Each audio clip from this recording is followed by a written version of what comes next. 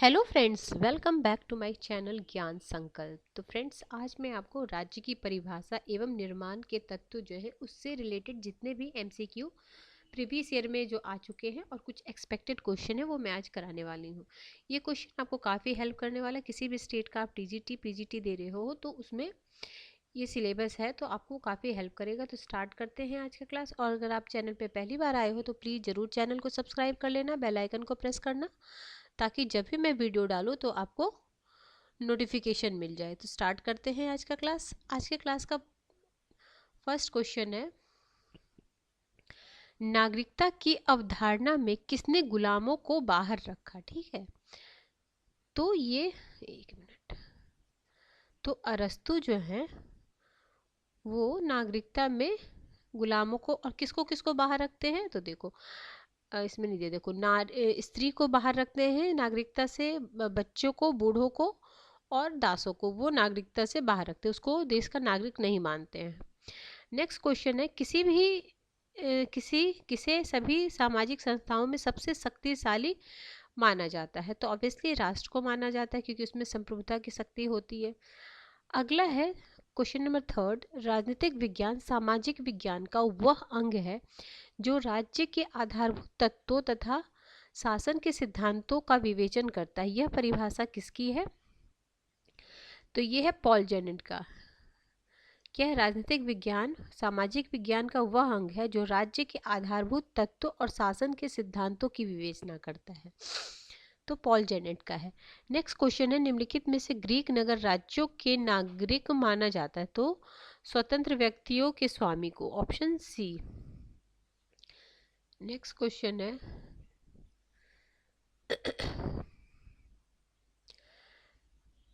यूनानी नगर राज्य का आधुनिक नाम क्या है। तो राज्य है। नगर राज्य का संबंध माना जाता है तो प्राचीन यूनान से माना जाता है। शहर राज्य, यह शब्द सामान्यतः किससे संबंधित है। तो प्राचीन ग्रीस से संबंधित है। पॉलिस का मतलब निम्न में से क्या है। तो शहर राज्य है, ये DSSB में आ चुका है। पॉलिस शब्द का संबंध किससे है। तो नगर राज्य से है। पॉलिटिक्स शब्द की उत्पत्ति पॉलिस से हुई है, यूनानी शब्द से। आगे, निम्नलिखित में से समुच्चय जो राजनीतिक विज्ञान के विषय क्षेत्र को परिभाषित करता है। तो देखो इसमें राज्य भी है, मूल्य भी है, सरकार भी है, निर्णय निर्माण भी है, राजनीतिक दल है, यानी option D is the right answer. Next question है, निम्नलिखित में से कौन सा एक राजनीतिक विज्ञान के आधुनिक उपागम के अध्ययन का क्षेत्र है। तो यह लोक जीवन, बाकी पहले भी था लेकिन आधुनिक पूछ रहा है ना, तो लोक जीवन। अगला, निम्नलिखित में से कौन सा आधुनिक राजनीतिक विज्ञान का लक्षण नहीं है। देखो, शक्ति का अध्ययन पहले भी था, अंतर अनुशासनात्मक अध्ययन पहले भी था, मानवीय क्रियाओं का अध्ययन पहले भी था, मूल्य प्रधान अध्ययन ये नहीं। ठीक है, ऑप्शन सी। नेक्स्ट क्वेश्चन,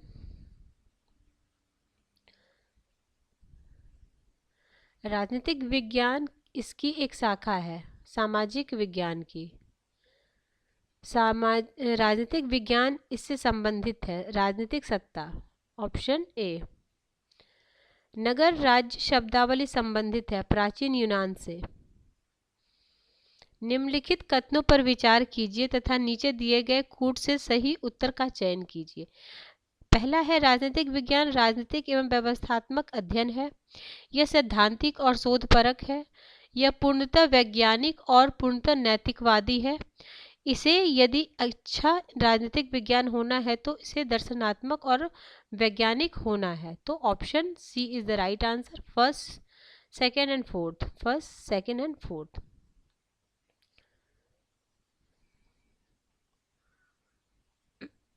अगला है, निम्नलिखित में कौन सा कथन सही है।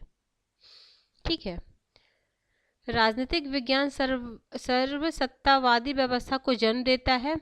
राजनीतिक विकास लोकतंत्र का निर्माण करता है। राजनीतिक विकास कुलीन तंत्र का निर्माता है। राजनीतिक विकास अस्थायित्व उत्पन्न करता है। तो ऑप्शन बी, राजनीतिक विकास लोकतंत्र का निर्माण करता है। अगला है, निम्नलिखित में से कौन सा राजनीतिक शास्त्री राजनीतिक विकास की अवधारणा से संबंधित है। इल्चमैन। ठीक है, क्या है? राजनीति शास्त्री जो राजनीतिक विकास की अवधारणा, तो ऑप्शन है इल्जमैन, रुडोल्फ लासवेल और हेराल्ड हैमर।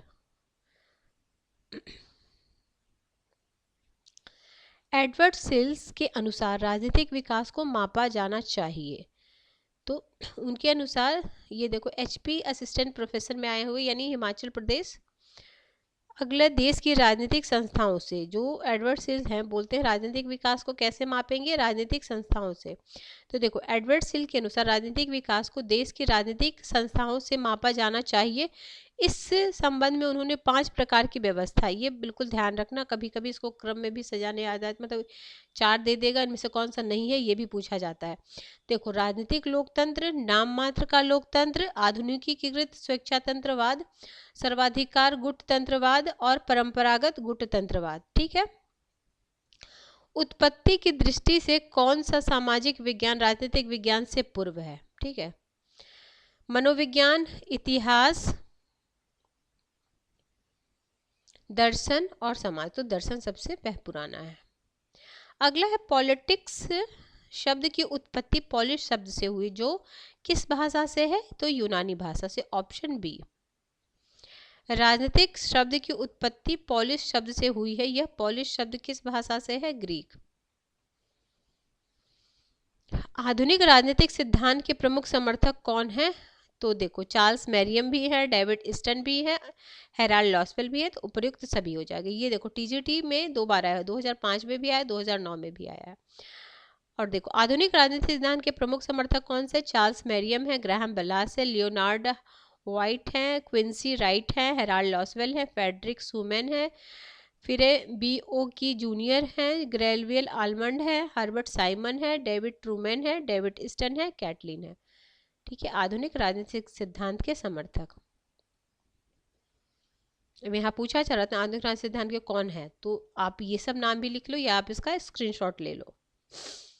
अगला है, राजनीतिक विज्ञान का संबंध राज्य तथा उसके साधन सरकार से है, यह है डीमॉक का, ऑप्शन बी। 25 हो गया। 26, किसने कहा राजनीतिक शास्त्र का राज्य से आरंभ और अंत है? ये तो मतलब समझो कि UP TGT PGT में हर साल ही पूछा जाने वाला क्वेश्चन है। गार्डनर, देख बहुत बार आया है वो, बहुत बार। और इनकी पुस्तक, गार्डनर ने अपनी पुस्तक पॉलिटिक्स एंड गवर्नमेंट में राजनीतिक विज्ञान की प्रकृति और विषय क्षेत्र के संबंध में कहा है। देखो फिर से गार्डनर को मैं स्किप करती हूँ। देखो फिर गार्डनर 28 हो गया।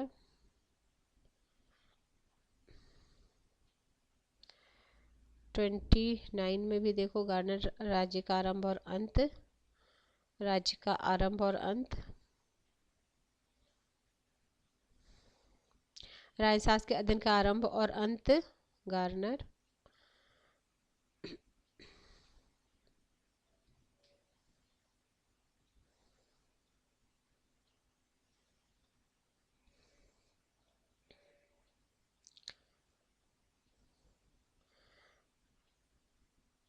देखो ये काफी, देखो कौन सा क्वेश्चन है। राजनीतिक विज्ञान के अंतर्गत राज्य तथा सरकार का अध्ययन किया जाता है। राज्य और देखो हर थिंकर का तो की पॉइंट ध्यान रखना, राज्य और सरकार की बात कौन करते हैं? तो गिलक्राइस्ट करते हैं। नेक्स्ट है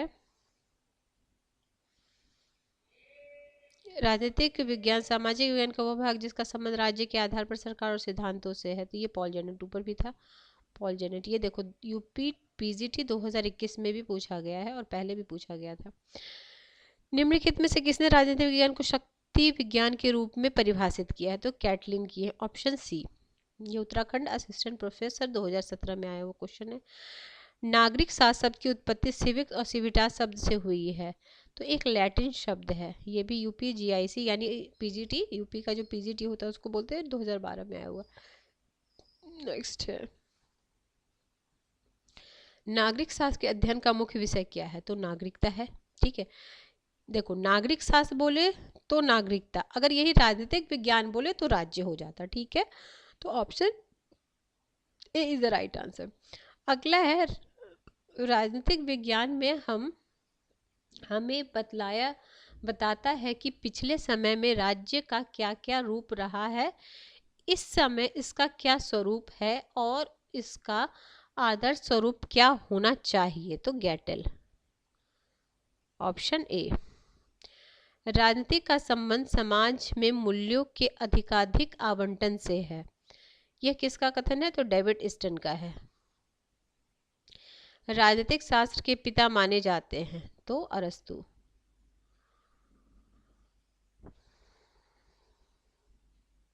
अरस्तु डैश को वरीयता देते हैं। तो अरस्तु पॉलिटी को वरीयता देते हैं। ठीक है, उन्होंने 6 प्रकार के शासन तंत्र को बताया। अगर आप मैं अरस्तु को काफ़ी अच्छे से करा रखा है, वो आप प्लेलिस्ट चेक करना, उसमें वेस्टर्न पॉलिटिकल थॉट करके उसमें अरस्तु को मैंने अच्छे से उनकी जितनी भी सिद्धांत है वो करा रखा है, तो आप उसको देखना। तो आपके जो टॉपिक है, मतलब अरस्तु थिंकर्स के टॉपिक अच्छे से क्लियर हो जाएंगे।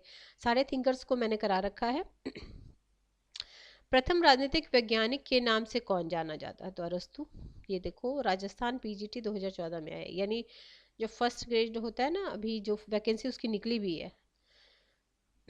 राजनीतिक विज्ञान को स्वतंत्र विज्ञान के रूप में निम्न किस विचारक ने कहा? तो अरस्तु। ये टीजीटी 2011 में आया हुआ।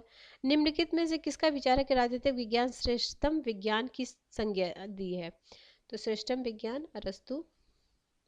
राजनीतिक शास्त्र का पिता किसे कहते हैं? तो देखो, राजनीतिक शास्त्र बोले तो अरस्तु और राजनीतिक दर्शन बोले तो प्लेटो, ये ध्यान रखना।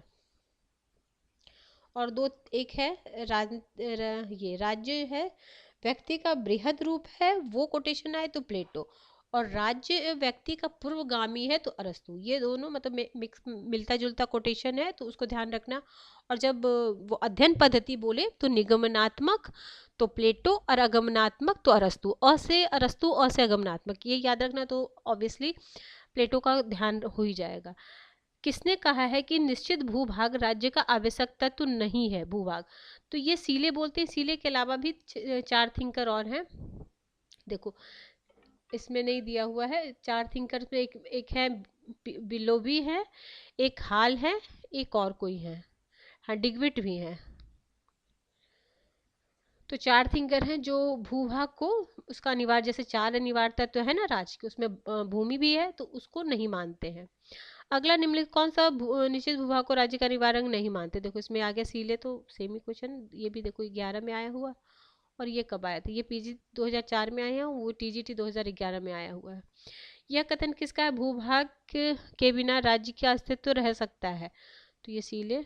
एक ही लाइन को अलग अलग शब्दों में, अनिवार्य तत्व नहीं है तो सीले। निम्नलिखित कौन भूभाग को राज्य का आवश्यक तत्व नहीं मानते हैं? सीले, ऑप्शन सी।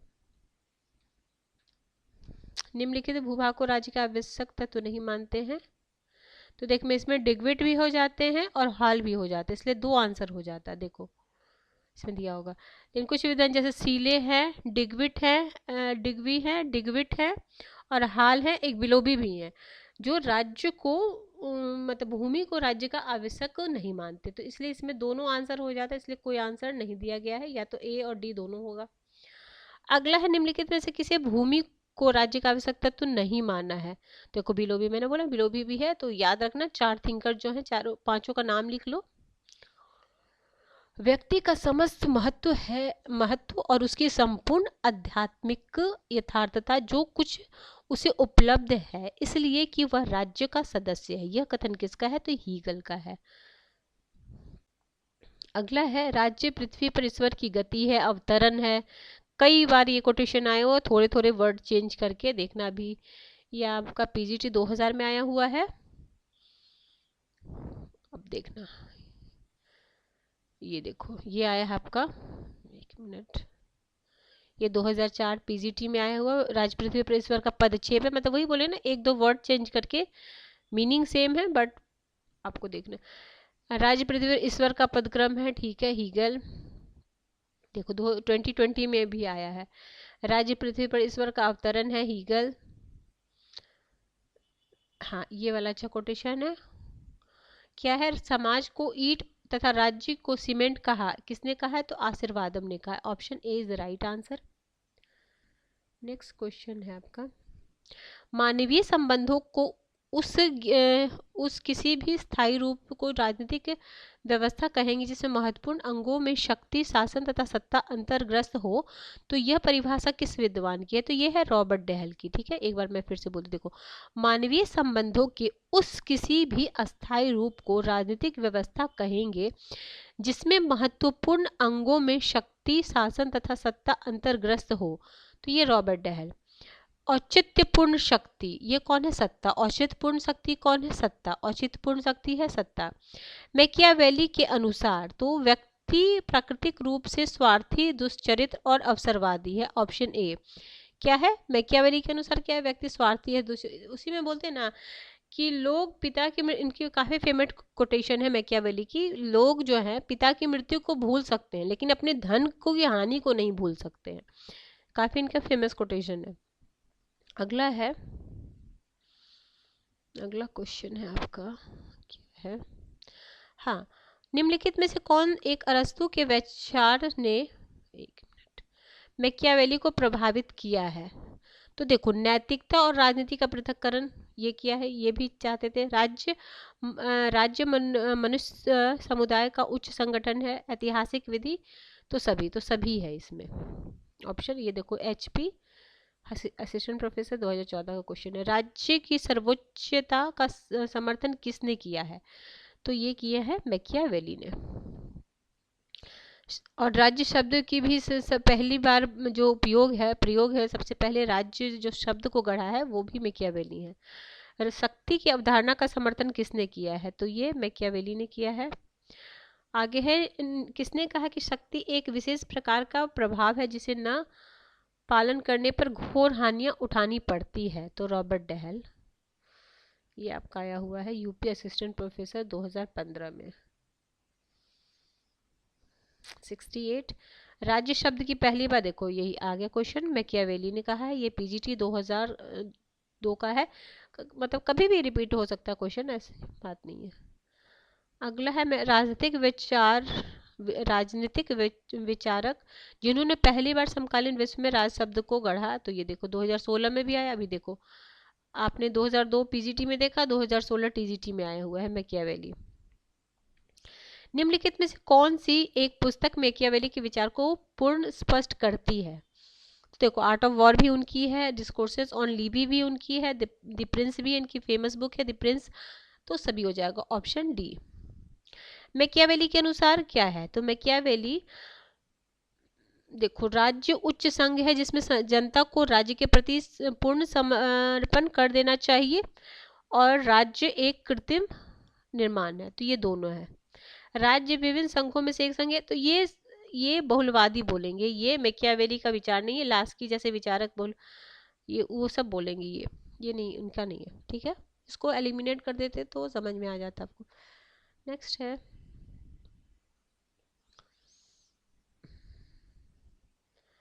क्वेश्चन नंबर 72, यह राजनीतिक नहीं है जो जातिग्रस्त हो जाती है, यह जाति है जिसका राजनीतिकरण हो जाता है। ये है आपका इनका क्या ना, रजनी कोठारी का। ऑप्शन सी।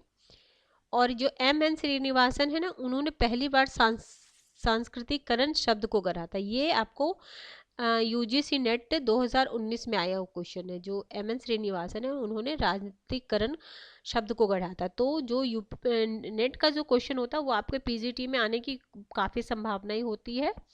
तो मेरे चैनल पे आपको UGC नेट की भी प्रीवियस ईयर के क्वेश्चन की श्रृंखला मिल जाएगी। साथ ही साथ अभी मैं प्रैक्टिस सेशन भी ले रही हूँ मोस्ट एक्सपेक्टेड क्वेश्चन का, वो भी आप फॉलो कर सकते हो। तो आपको काफ़ी अच्छे कंटेंट आपके पास इकट्ठा हो जाएंगे। चलो, 73 क्वेश्चन, किस राजनीतिक विचारक ने आधुनिक काल में राज्य, सब सेम ही है। देखो, ये 2009 में भी पूछा गया है PGT में, 2002 में पूछा, फिर 9 में पूछा। तो क्वेश्चन तो रिपीट होते हैं। अरस्तु की उपेक्षा करने वाला पहला, अरस्तु की उपेक्षा, ये भी आपका जैसे प्रवक्ता यानी GDC, ये असिस्टेंट प्रोफेसर का है, वो GDC जो बोलते हैं। तो इसमें भी पूछा, और ये UGC नेट में भी पूछा गया क्वेश्चन है। अरस्तु की उपेक्षा करने वाला पहला आधुनिक विचारक कौन है? तो हॉब्स है। आगे है, मैकियावेली समर्थक है, किसका समर्थक है? तो देखो अभिजात तंत्र का, राजतंत्र का, लोकतंत्र का, इनमें से कोई नहीं। तो देखो मैकियावेली गणतंत्र का था ना। देखो पहले जो था ना, जब वो उसने प्रिंस लिखा तो वो राजतंत्र पे था, लेकिन जब उसकी बाद में डिस्कोर्सेज जो बुक आई उसमें फिर उसने गणतंत्र पे फोकस किया था। तो इसलिए इसका आंसर है इनमें से कोई नहीं। देखो मैकियावेली की यह मानता थी कि कोई भी एक प्रकार का शासन समस्त परिस्थितियों के लिए श्रेष्ठ नहीं है, श्रेष्ठ नहीं समझा जा सकता। कुछ परिस्थितियों में राजतंत्र तो कुछ परिस्थितियों में गणतंत्र सबसे अच्छा होता है। राजतंत्र का निरूपण उसने प्रिंस में किया था और गणतंत्र का डिस्कोर्सेस में किया था। तो ये भी पूछा जा सकता क्वेश्चन कि मैकियावेली ने किस अपनी पुस्तक में राजतंत्र के बारे में बताया और किस में गणतंत्र के बारे में बताया। तो बाद में जब उसने डिस्कोर्सेस लिखा तो उसमें गणतंत्र को बेहतर शासन व्यवस्था बनाया, अभिजात तंत्र को बिल्कुल नहीं कहा। ठीक है। राजा शेर की तरह साहसी और लोमड़ी की तरह चालाक होना चाहिए, ये भी मैकियावेली की है। और आधुनिक युग में अगर पूछे तो पेरेटो इस बात पे बल देते हैं। ठीक है, जो अभिजनवादी विचारक पेरेटो हैं वो। अगला है किसका यह विश्वास था कि व्यक्ति अपने पिता, हाँ देखो मैंने बोला ना वही, देखो आगे, पिता की मृत्यु तो भूल सकता है परंतु उसकी संपत्ति की जो हानि हो सकती है वो नहीं भूल सकता। ये मैकियावेली की फेमस कोटेशन है, ये जीडीसी जो उसमें 2013 में आया हुआ है। किसने राज्य का इस प्रकार वर्णन किया है कि यह संपूर्ण विज्ञान में साझेदारी है, संपूर्ण कला में साझेदारी है, प्रत्येक सद्गुण और सभी पूर्णता में साझेदारी है? तो ये है एडमंड वर्क। ये आपके रूढ़िवादी विचारक है एडमंड वर्क।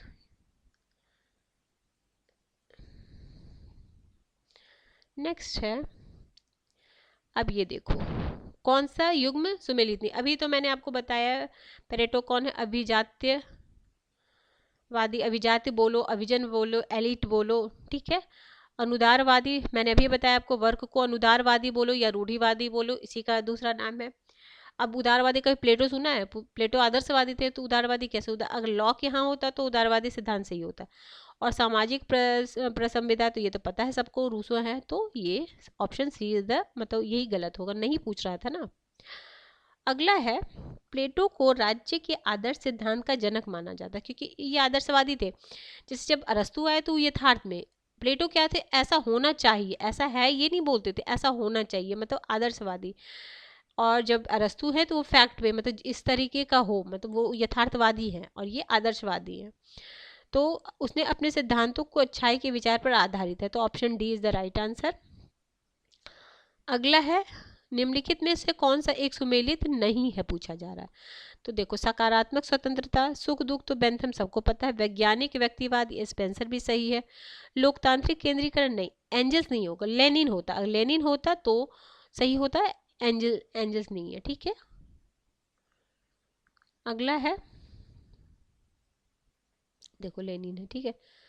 अगला है, रिपब्लिक केवल राजनीतिक पर लिखी हुई पुस्तक मात्र नहीं है वरन शिक्षा पर लिखी गई एक उत्कृष्ट रचना है, इसे पहले कभी नहीं लिखी गई। तो ये रूसो का काफी बार आपने देखा होगा, बहुत बार पीवाईक्यू में ये आया हुआ क्वेश्चन है। रिपब्लिक राजनीतिक पर लिखा गया ग्रंथों होने के बजाय शिक्षा, ठीक है वही रूसो। प्लेटो इनमें से किस विचार का समर्थन किया है? तो देखो साम्राज्यवाद का क्यों करेगा उस, नगर राज्य के विनाश नहीं, अभिभावक वर्ग द्वारा उत्पादक वर्ग की महिलाओं का सुनाई, पत्नी और संपत्ति का साम्यवाद, ऑप्शन डी। 84 हो गया।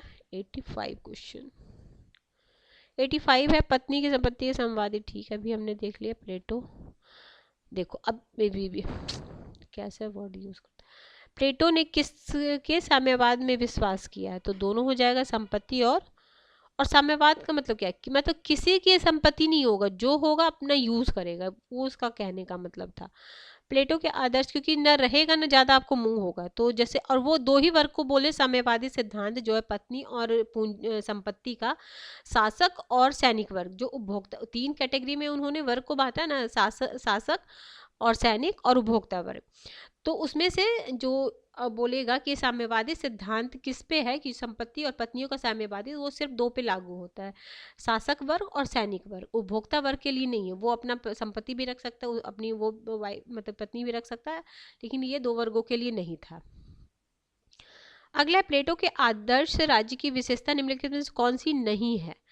तो पुरुष प्रधान परिवार नहीं है पूछा। देखो, दार्शनिक शासक था, अभिभावक वर्ग के लिए संपत्ति एवं परिवार का साम्यवाद ठीक है, नर नारी में समान अधिकार, हाँ देखो नर नारी में उन्होंने समान अधिकार, जबकि अरस्तु ने नहीं दिया है। पुरुष प्रधान परिवार, तो ये क्या है, कौन सा नहीं है ना, तो ऐसा नहीं बोले ये पुरुष प्रधान परिवार ही हो। अगला, प्लेटो के राजनीतिक चिंतन की बीज, तो उपयुक्त सभी।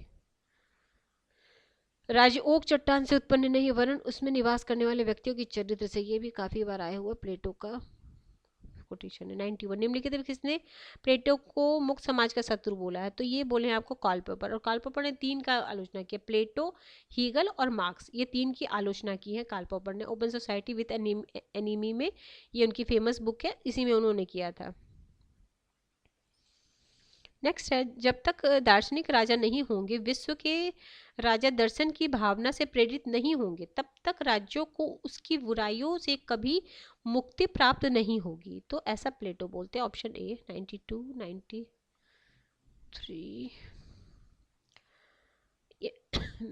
मैच करना। देखो, मैकियावेली मिल है, ग्रीन है, बेंथम है। तो इच्छा न की शक्ति राज्य का आधार हो, तो ये हो जाएंगे आपकी ग्रीन। पुष्पिन उतना ही अच्छा जितना कविता, ये हो जाएगा बेंथम। व्यक्ति को छल कपट जानने के लिए लोमड़ी, और ये भी हम पढ़ चुके हैं। तीसरा, अपने ऊपर अपने शरीर मस्तिष्क शरीर संप्रभु, तो ये मिल है। तो आप इसका आंसर है आपका ऑप्शन नंबर ए। नेक्स्ट, फिर ये मैच करना है। तलवार के बिना संविदा मात्र शब्द है, व्यक्ति को स्वतंत्र होने के लिए बाध्य किया जा सकता है, तो ये रूसो है। 5 साल में एक बार लोग स्वतंत्र होते, ये उनका फेमस वो है। उच्चतर शक्ति केवल डाकू और झुंड बना हुआ सर का, ये आपका बुंदा। राज्य का कार्य व्यक्ति की अनिवार्यता भावनाओं को नष्ट करना, उसके उत्तरदायित्व को कमजोर तथा उसके चरित्र को कुंठित करना है। तो इसका है आपका,